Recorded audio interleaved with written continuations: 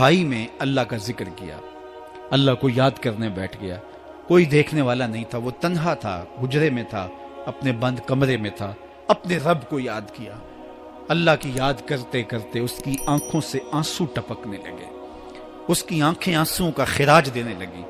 تو میرے اور آپ کے آقا و مولا نے فرمایا کہ یہ آنسو اتنے قیمتی ہیں، ان آنسوؤں کے بدلے میں قیامت کے دن اسے عرش الہی کا سایہ نصیب ہوگا، عرش الہی کا سایہ اسے نصیب ہوگا ان آنسوؤں کے بدلے میں۔ رومی علیہ رحمہ فرماتے ہیں جہاں پانی گرتا ہے وہاں سبزہ اگتا ہے، جہاں آنسو گرتے ہیں وہاں رحمت اترتی ہے۔ تو اس لیے جو اللہ کی یاد میں رونے کا لطف ہے اور اللہ کی یاد میں آنسو بہانے کا اجر اور صلہ رکھا گیا ہے، یہ گناہوں کو دھو ڈالتا ہے، یہ اندر کی صفائی اور ستھرائی کا سبب اور ذریعہ ہے۔ میرے اور آپ کے آقا و مولا نے فرمایا راتوں کی تنہائیوں میں اٹھ کے قرآن پڑھا کرو اور قرآن پڑھتے ہوئے رویا کرو۔ پھر فرمایا فَإِلَّمْ تَبْكُوا فَتَبَاكُوا، اگر رونا نہ آئے تو رونے کی کوشش کیا کرو۔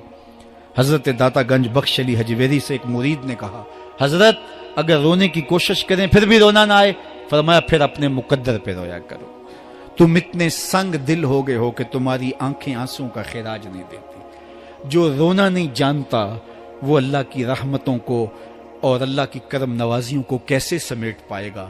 بچہ روتا ہے تو ماں دودھ دیتی ہے، جب بندہ اللہ کی حضور الہاؤ زاری کرتا ہے، عجز کرتا ہے، انکساری کرتا ہے تو اللہ کی رحمتوں کو جوش آتا ہے اور اللہ تعالیٰ کی رحمتیں اس پہ برستی ہیں، اور اس کے نہ صرف گناہ معاف ہوتے ہیں بلکہ اللہ تعالیٰ اس کے گناہوں کو بدل کے نیکیوں میں تبدیل کر دیتا ہے۔ ایک فقیر تھا، ملنگ درویش، اللہ کا بندہ، اس کی عادت یہ تھی کہ اپنے ڈیرے پہ آنے والوں کو کھلاتا، ان کو پلاتا، ان کی ضروریات کا خیال رکھتا، لیکن کو مالی آسودگیاں نہیں تھی۔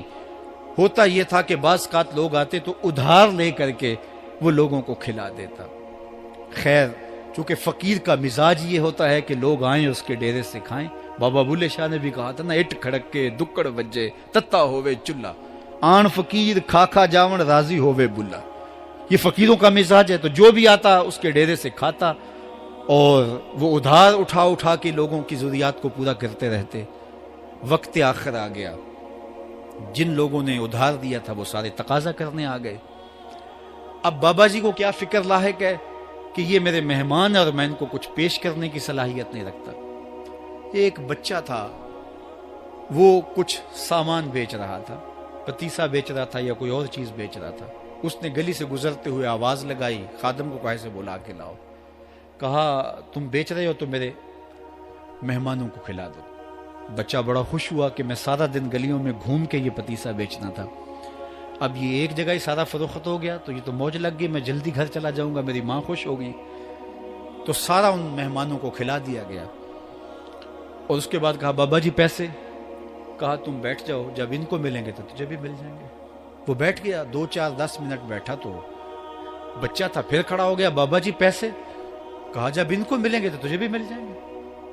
پھر آدھا گھنٹہ گزرا تو پھر اس نے کہا بابا جی پیسے؟ میری ماں میرا انتظار کر رہی ہے، ہمارے گھر کا چولہا اسی سے جلتا ہے، میں یہ پیسے لے کر جاؤں گا اور میری ماں کوئی ہنڈیا خریدے گی اور ہم شام کا گھر کا کوئی سلسلہ کریں گے۔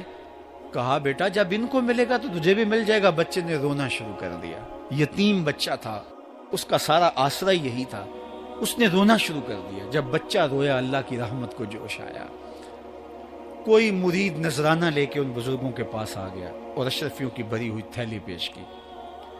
وہ اتنے پیسے تھے کہ اس بچے کو بھی دیے، جتنے لوگ آئے تھے سب کا قرض چکایا، کہا جاؤ گھروں کو۔ تو سب نے کہا بابا جی ہم صبح سے بیٹھے ہوئے تھے تو یہ نذرانہ دینے والا صبح سے نہیں آیا تو اب کیسے آ گیا؟ کہا صبح سے تمہارے اندر کوئی رونے والا نہیں تھا، ایک رونے والا آیا تو باقیوں کا بھی کام بن گیا۔ بعض اوقات کسی ایک شخص کی وجہ سے باقیوں کی خطائیں بھی معاف ہوتی ہیں۔ آج ہم اجتماعی طور پہ تا حد نظر اندر باہر اوپر نیچے اتنے لوگوں کے ہجوم میں اللہ کی بارگاہ سے یہ توقع رکھتے ہیں کہ مالک کتنے ہجوم میں کوئی ایک تو ہوگا جو تیرا لاڈلا ہوگا، کوئی ایک تو ہوگا جو تیرا بہت قریبی ہوگا، کوئی ایک تو ہوگا جس پہ تیری رحمتیں برسیں گی۔ تو مالک اس کے صدقے سے ہماری خطائیں بھی معاف کر دے، ہمارے گناہ بھی معاف کر دے۔ کوئی ایک رونے والی آنکھ مل گئی تو باقیوں کا بھی کام بن جائے گا۔ اٹھ فریدا ستیا تے میلہ ویکھن جا، वत कोई बख्शिया मिल जावे ते तू ही बख्शिया जावे। मेरे मालिक हम सब की खताएं माफ कर दे, हम सब से दरगुजर फरमा और हम सब के बातन को सुथराइयां दे दे, हमारे अंदर को पाकीज़गियां दे दे।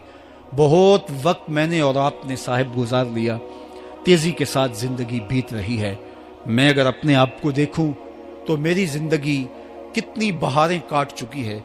अगर आप अपने आप को देखें, कोई 60 साल, कोई 20 साल, कोई 25 साल, जिंदगी तेजी के साथ गुजर रही है। बंदा जब सोचता है कि मैं 40 साल का हो गया हूं तो आगे मेरी जिंदगी के अगर 30 साल भी हैं तो 30 साल तो काफी हैं, लेकिन वो पीछे अगर पलट के देखे तो 40 साल यूं गुजर गए जिस तरह चुटकी बजाई जाती है।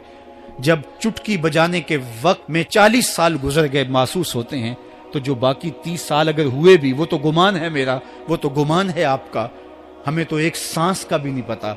पूछा गया जिंदगी और मौत के बारे में क्या ख्याल है, कहा फजर पड़ी है, पता नहीं जोहर पढ़ सकेंगे या कि नहीं।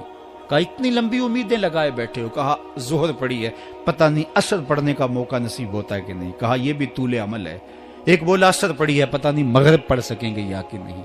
किसी ने कहा एक रकत पड़ी है, पता नहीं दूसरी रकत भी पढ़ना नसीब होती है या नहीं। कहा ये सब तुम्हारे मुंह की बातें हैं। मैं तो कहता हूं एक तरफ सलाम फेरा है, पता नहीं दूसरी तरफ सलाम भी फेर सकेंगे या कि नहीं। क्या मौत इतनी करीब नहीं है? हमने अपनी आंखों के सामने लोगों को जुदा होते यूं नहीं देखा है। हम कहते हैं इसकी खबर सुना रहे हो मौत की, ये तो मैंने अभी सब्जी वाली दुकान पे देखा था। लेकिन जब मौत आती है तो एक लम्हे का तकद्दुम और ताखुर नहीं होता। तो साहिब आइए अपनी जिंदगी को अल्लाह और उसके रसूल की राहों पे डालें। आज वक्त है, आज मौका है, आज तौबा का दरवाजा खुला है। कल सब कुछ नहीं होगा, आज उसकी रहमतें आवाज दे रही हैं। आज वक्त है, वक्त पर काफी है एक कतरा भी आबे खुश हंगाम का। जल गया जब खेत बरसा मी तो फिर किस काम का। अब आइए सुनिए, इस कायनात के अंदर हमें वो खवातीन मिलेंगी जो पर्दे के पीछे थी, लेकिन पर्दे के सामने मां नहीं आई, अब्दुल कादिर जीलानी आए।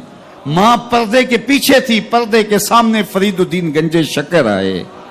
मां पर्दे के पीछे थी, मेहरो मां ने भी आंचल नहीं देखा, लेकिन पर्दे के सामने करबला में हुसैन इब्ने अली आए।